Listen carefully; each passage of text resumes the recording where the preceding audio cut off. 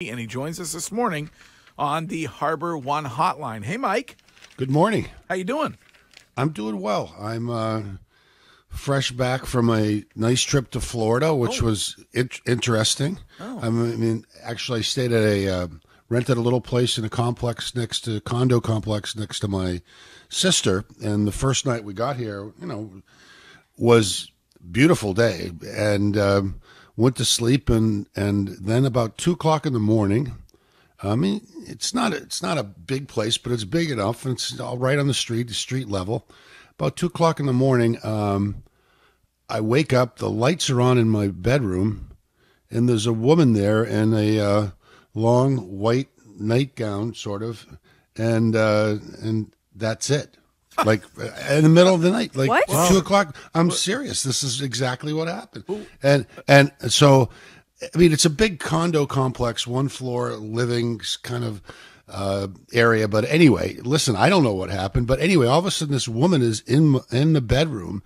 My wife is asleep, and I'm saying, "Who are you? And why are you here?" And Mike, she was. Well, Yes. we actually have audio of the incident if you want to hear it. Are you ready? Well, go ahead. Okay. Dale here. Okay. Sorry about that. Go ahead. Yes. I'm on the edge of my seat here. Did you call the police? Well, wait a second. She didn't have a gun, didn't have a knife. She was in her pajamas, basically. And my wife finally woke up, and I had been talking to her and said, "Listen, what are you doing here, and why are you here?" She said, "Well, I came here to see my friends. We were here last night, and we were hanging out and having a good time, and I came back again." I said, "Well, you're not in the right spot right now. I'm sleeping." And so then she started talking about her mother, and I said, "Okay, it's time for you to leave." And I directed her to the front door of the condo unit, and she finally said, "Okay, I'm going to leave now, but where do I go?" Oh. And I said, "There's the sidewalk, right?" And she walked out about 5 steps down the sidewalk. And then she turned back and looked at me and said, "Where do I go now?" I said, "We'll go straight down to the end of the sidewalk and turn left." That's what she did. What a great state Florida is. Sounds like he was in a swingers community. That is terrifying. Did you leave the door unlocked? Well, yeah. What happened was I had a couple of my kids with me, and one of them was going to my sister's place, which was just a couple 25 feet down the road, and he left the door open because he didn't have a key to lock it. Yeah. So the door was open, but this woman was like, I don't know, she was completely harmless, it seemed, and we did call the cops, but they couldn't find her, and end of the story is staying in character, I'm shocked you didn't throw a slipper at her. She had such a great night the night before. Maybe she was a ghost. Maybe you were imagining it. Yeah. My wife was in the room. Otherwise, it could have had a different ending to the story. Oh, God. Well, listen, let's talk a little hockey. You're on every week, and we could talk about how great this team is. They have 5 losses. I keep waiting for, no pun intended, for some sort of a shoe to fall or something. But I was going to ask you about trade deadline because it's coming up here March 3rd, and you were on last week talking about the need when it comes to Don Sweeney is a defenseman, and The Athletic, I think yesterday had a piece about how when it comes to the Canucks captain Bo Horvat, there's really 2 teams. They talked to a bunch of executives in the league, and they talk about really 2 teams where currently everybody's talking about him ending up, and that's Bruins or Hurricanes. Is that, so you look at the opportunity to bring in another veteran guy, you're talking offense, not necessarily helping defense. Is that something that you think the Bruins should do? Well, I don't know what the deal could possibly be, but if you're going to get a guy like Bo Horvat, you're going to gas your lineup. You're not going to get him for, a cup of coffee or a first-round pick. You're going to take a slice out of some part of your lineup that's meaningful. This is a good young player, could score a lot of goals, and it would be a great fit for not only for now, but for the future for the Bruins. But don't expect to get this for, a quarter. It's not going to happen that way. You're going to make a dangerous trade if you're going to get for, I think. I mean, I don't know the details of what's been discussed or if it's been discussed at all, but I know that a player of that quality is not going to be had by just getting, little guys and draft picks. It's not going to happen. You're going to have to take a slice out of your lineup that's going to be meaningful. And I guess you'll have to wait to see what the trade looks like, but it makes perfect sense. I mean, Krejci and Bergeron are near the end of the line. Whether this is the end of the line or not, who knows? But Horvat can play at center, and he can be a big part of this team for a long time. So I admire them for going after it if that's the case. They also talked about a deal for Luke Schenn, who's like a 6'2", 225-pound defenseman who likes to hit. That also makes sense. And Jim Rutherford has said, as far as the Canucks are concerned, that he thought he was going to have to do minor surgery on the lineup, and now he's going to do major surgery. So where there's smoke, there might be a little fire. Mike, based off the way that this Bruins team has been playing, are we in a position as fans or even players that it's either Stanley Cup or bust? Well, isn't that always the case? I mean, you always want to win a Stanley Cup, but I can tell you this, that I haven't seen a team that possesses the puck like this in Boston ever. I mean, ever. It's just, last night, I think it was the Marchand goal, I counted 7 touches of the puck by Bruins players before the puck wound up in the net.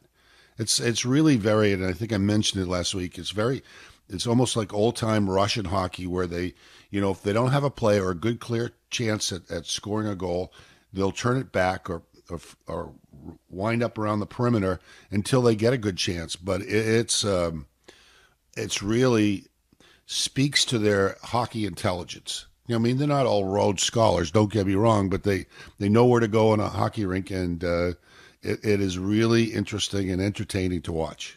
Mike, when you think about the fact that they only have 5 losses, but looking at the last one against the Kraken, Montgomery said that it was because of mental fatigue, not physical, but mental. Is that a real thing? And as a head coach, how do you make sure that when there's still a lot of season left and you've got a very talented team that could go deep towards the Stanley Cup, how do you make sure that doesn't happen again? I think mental fatigue is more likely to happen during the regular season than it is in the playoffs. There's so much at stake. Once you get to the playoff situation, and in the case of the Bruins so far this year, assuming this trend continues, they know. I mean, it's even been talked about publicly that the regular season is great to have success, but the postseason is where we want to be successful. 82 games is an absurd number of games for these guys to play, and they just every once in a while you're going to have a blank out. And they played, and we mentioned this last week, the Seattle Kraken have been playing so well that it was almost not likely, but it was a probability that the Bruins could, say, oh, we got an expansion team here. They're not that good, even though they were on a winning streak. And they fell into the trap, which I didn't think they would, and they haven't done it very much. But once they fell into the trap, you're thinking, will they stay in it? But no, they bounce right back and get back on their winning ways. So, I think that just happens once in a while during the regular season. I'm not worried about at all this team falling into a mental fatigue trap in April. Mike, you look at this team and the way they've been playing, and their next, 6 out of 7 games are all on the road. If they're able to get through this with a pretty good winning record, if they're able to get through it at, let's say, 5-2, does it ever concern you, or is it a good thing that maybe this team gets too confident or overconfidence going into the postseason? Because if they're able to get through this road run here, doesn't that build their confidence? But does that scare you as a head coach, especially with the way that they've been playing all year, that they might get too confident? You know what? I think there's enough leadership in the room. Guys like Bergeron and Marchand have been around. Krejci have been around for a long time. I don't think that's going to be a problem. And actually, don't you read it, Wiggy? Is this team's kind of been even keel the whole time. They win and win and win and win, but there's no, hey, we're doing this or hey, we're doing that. It just seems to be like we're just having fun. I find that with this team, and I don't have any worry about them getting overconfident, because also because none of this was really expected. I don't think they expected it, as well as the rest of the viewing public, and we didn't see it coming. And I don't think they saw it coming. I think they're enjoying the ride, and I don't think they're going to be. And also, they now have a coach that seems to be able to touch the right buttons on this team. So I'm pretty confident when I think that this team, with their leadership, both veteran players and the coach, is not going to find a way to be overconfident. I think because their circumstances have been so unexpected, I think they want to enjoy it. I think a lot of fans will always say, I don't care if they're having fun out there or they're getting along as long as they're winning on the ice. But Krejci, after his 1,000th, he was basically saying that it was all the coach, that they're getting along at practice. They're always laughing together. And he said, the coaching change has obviously helped. Do you put it all on Montgomery that he was able to get this same group of guys? And yes, they had a few additions, but the main guys are the main guys, and say, hey guys, if we're going to do this, we got to all be on the same page and we got to work together? Or do you put that on the players that they were able to come together? I think the coach can set the tone for a team. I think it's important to be able to set an atmosphere for, the group that you have, and you may set a different atmosphere for the kind of team you have now, as opposed to the kind of team you might have in 5 years, which might be younger and needs more discipline. But yes, the coach sets the tone, and I think that's important.